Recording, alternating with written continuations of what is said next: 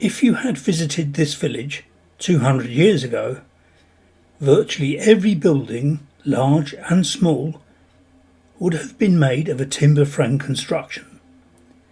Brick buildings, except for the very wealthy, didn't start appearing in village streets until the mid-19th century. Every village would have had a house builder and saw pit, creating the frames for transport to the building site. The sawyers became colloquially known as top dog and underdog by virtue of their location in relation to the dogs being the cross members that supported the timbers. The man in charge was therefore always the top dog. The frames were made up in the builder's yard. The joints were created, loosely pegged and then numbered. The frame would then have been disassembled, carted to the site and reassembled like a giant kit. In a large farmhouse, as many as 1,600 wooden pegs would have been used. On site, these were hammered tightly into the joints of green timber. As the timber dried, it shrank and made the joints very strong indeed. The sections of frame would be raised into position, often involving a gang of labourers, ropes and pulleys.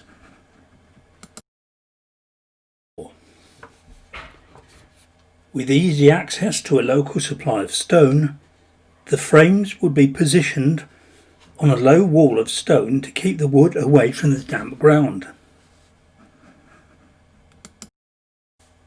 These foundation walls were often rendered to stop the soft local limestone from weathering. A stone plinth is often a telltale sign of a timber frame building, perhaps concealed by a later fascia. When they were built, the timber frames were supposed to have been in view, and this remained the case until the 17th and 18th century. Originally, the panels were infilled with wattle and daub. Later fashions preferred to hide the frame, and as bricks became more readily available in the 16th century, brick infilling or noggin became popular, even though the bricks were heavy, held the damp and were poor insulators. Fancy designs of noggin became the trend. Ultimately, the entire frame might have been hidden behind brick or render. The Georgians in particular went to great lengths to conceal the humble origins of the building structure. If the owner could only afford to brick or render one side, it was always the front elevation, so it was visible to passers-by. By contrast, the Victorians were keen on painting any exposed framework black and white for maximum contrast, so most timber-framed houses nowadays are black and white, quite unlike the natural colour of the original structure. As this picture shows, the TV history programmes often fall into a trap. That black and white building is no more Tudor than I am. Oak was by far the preferred timber, but of the others, elm is the most common.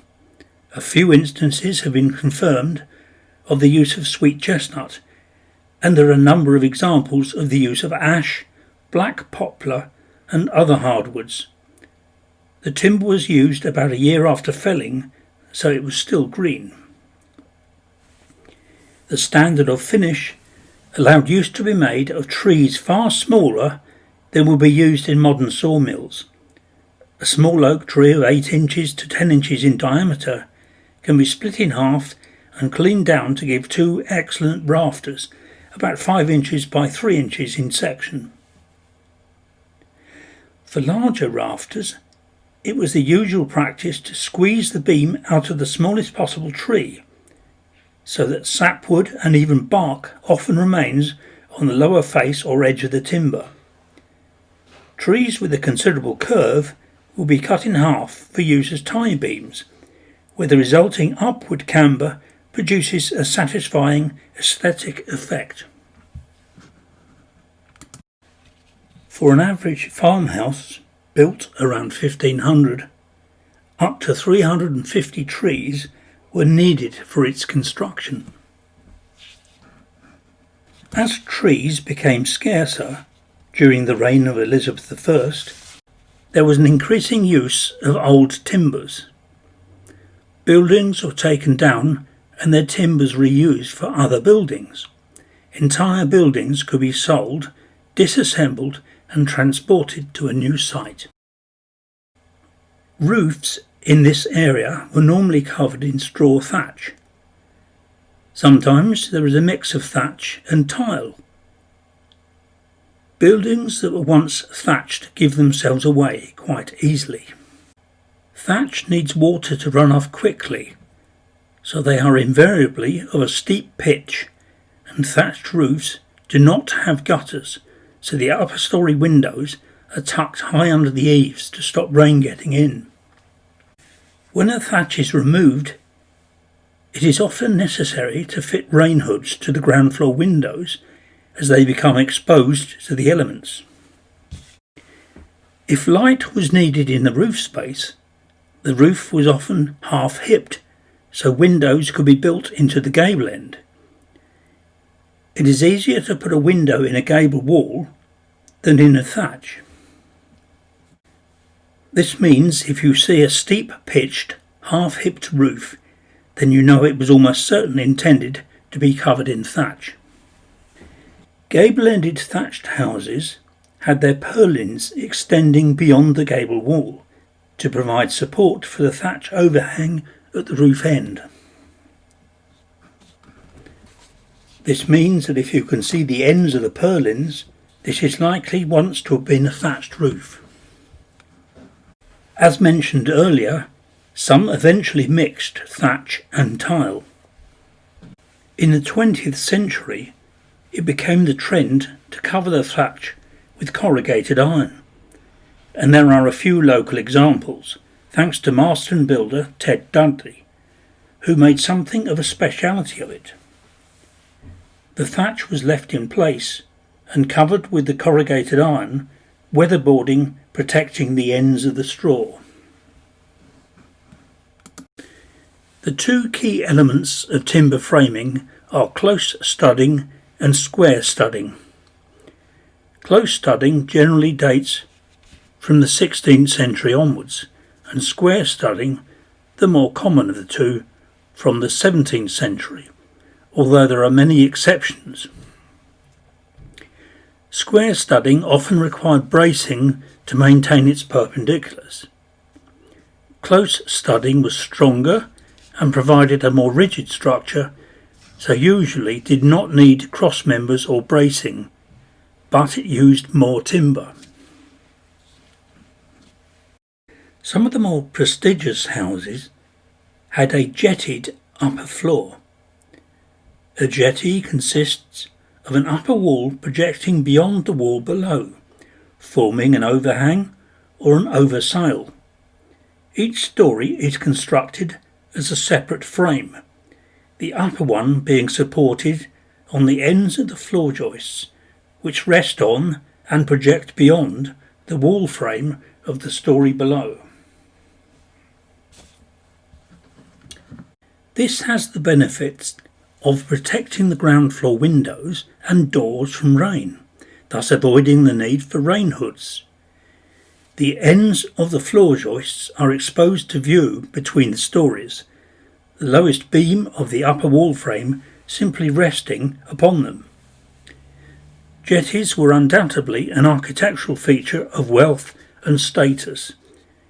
If you could only afford one jetty, you would want it to face the road.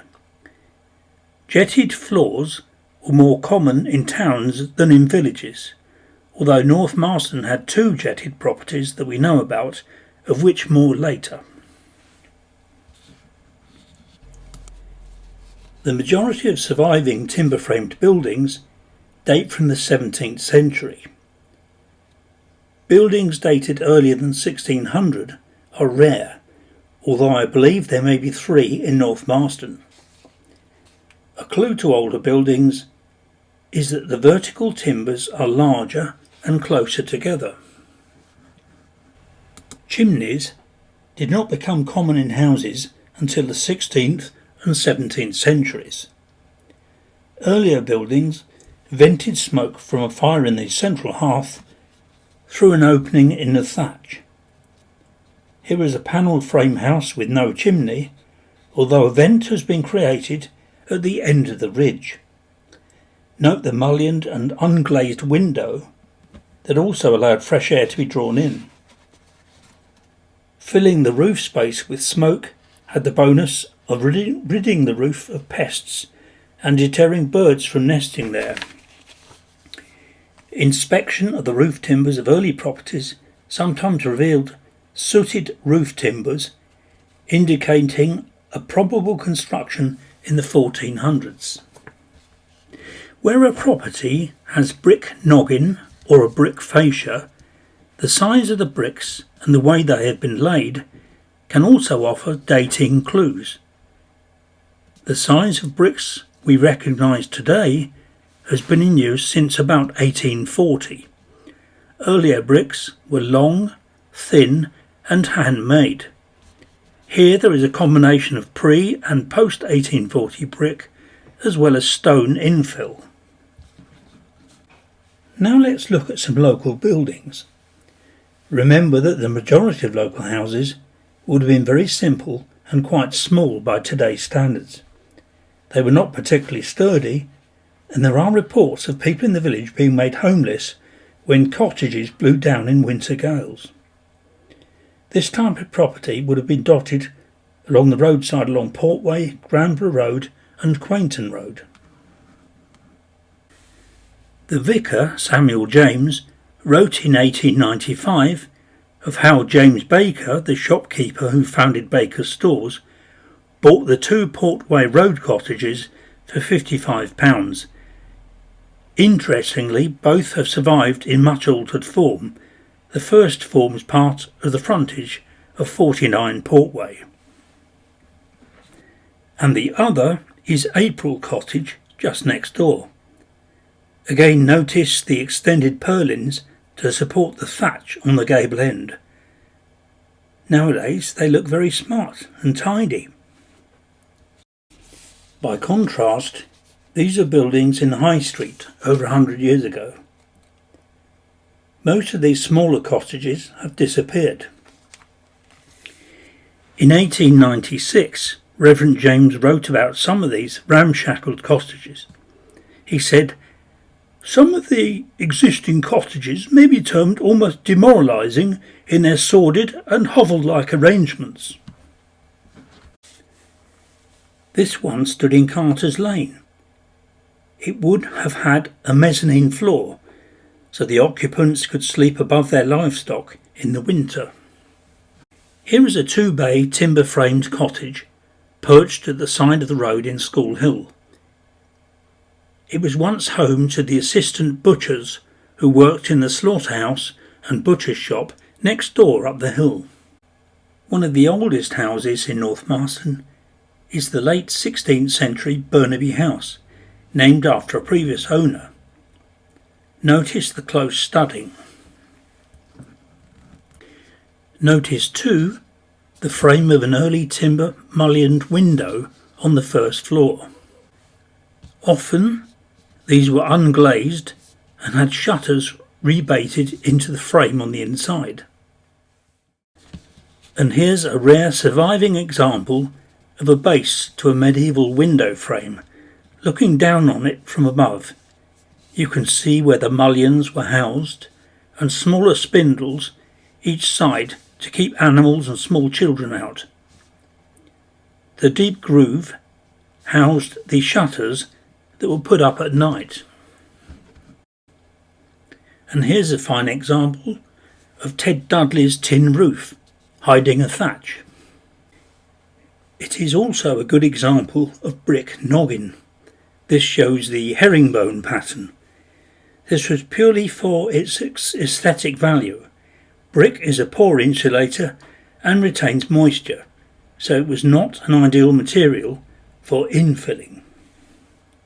In earlier days, this was a much bigger property, possibly incorporating a barn and shelter for livestock. In days gone by, your livestock was your most precious asset after your house and had to be protected and kept safe.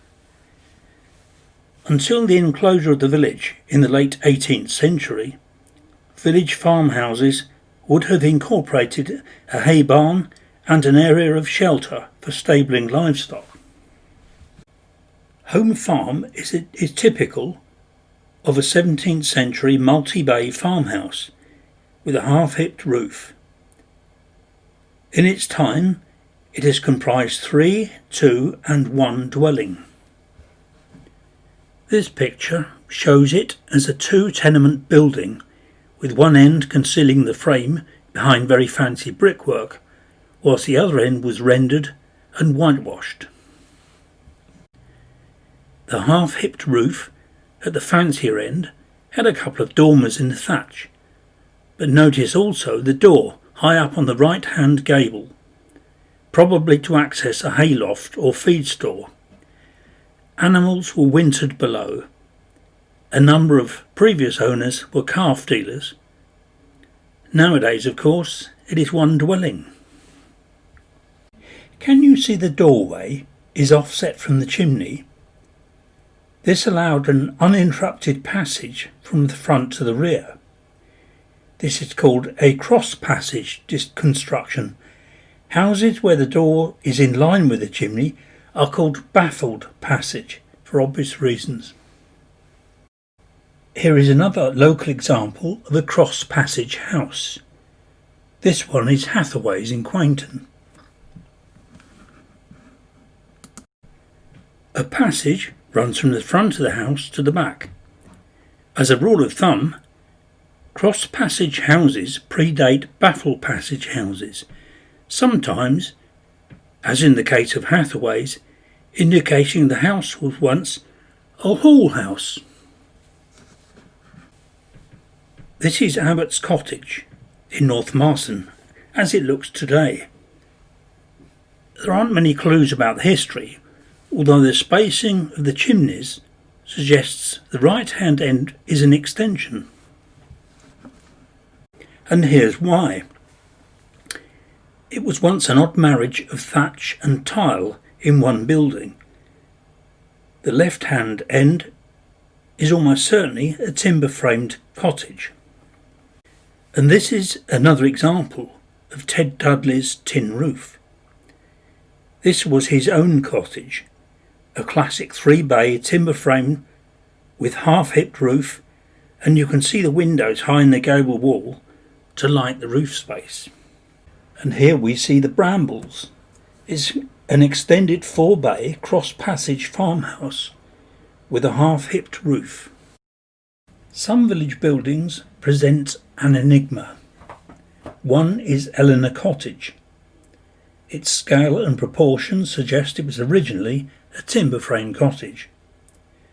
The lintels over the ground floor windows and door are presumably to take the weight of the brick cladding. The bricks, whilst not handmade, have been laid in English bond, which is a dated form of bricklaying. The stone walls go up to the first floor joist level. It is possible that originally the ground floor was stone walled and the upper floor timber framed, although we may never know. I also have a theory that the stone which was used to clad this building was derived from the old manor house that was knocked down in the late 1700s. It would be quite unusual for small cottages to use dressed limestone as a cladding unless it was quite cheap and locally accessible. There are another 2 enigmas, and both are or were pubs. Yeoman Cottage, which was formerly the Armed Yeoman, and the Pilgrim, which was formerly the Bell. The mystery is why these two 17th century buildings were apparently built of brick, an expensive material usually reserved for the wealthy. It begs the question whether both were originally timber-framed buildings that have been enclosed in brick. A big clue is that both have raised parapet gable-end walls that do not support the roof and are therefore aesthetic rather than structural. This suggests the timber-framed buildings were encased in a brick skin between the late 1600s and early 1800s. The pitch of the pilgrim's roof, clearly visible in this picture, was certainly meant for a thatch. Here you can see the parapet end with stylised steps. A look around the side of the pilgrim reveals a stone plinth, a likely sign of a timber frame. A picture from the church tower, taken in the late 19th century, also gives the game away for Yeoman Cottage. In this picture you can see the timber frame in the gable wall. You can just see how the thatch sits inside the parapet walls. These too, like the pilgrim, have stylised end stops, suggesting that both buildings might have been encased at about the same time. Speaking of pubs, we must include the Wheatsheaf in our look at timber frame buildings. At one time completely covered in a brick fascia, as you can see from this picture taken in the early years of the 20th century, it is now more revealing of its underlying 17th century lineage. And now we come to a building that doesn't try to hide its roots. Pilgrim Cottage, also once known as Cromwell Cottage. According to this local press article, it was once a pub called the George. This panel-framed house lost its first floor in the Great Fire of 1705. The replacement first floor is an unhappy union with the ground floor, but is also smaller than the original first floor, which was jetted. The floor joists that would have protruded to bear the upper frame were sawn back to the wall plate, and the new frame dropped on top, creating the unusual series of cavities, subsequently infilled with brick. It was easier and cheaper to cut the joists back than to raise and relay them. They may also have suffered fire damage at the ends. And finally, the oldest of our timber frame buildings, St John's Manor. Like most old buildings, it has been extended and reshaped many times over the years. It's a T-plan layout with a front wing and early 16th century close studded frame with jettied first floor. In fact, it had jetties on all four sides. But the origins of the manor go back to the 14th century.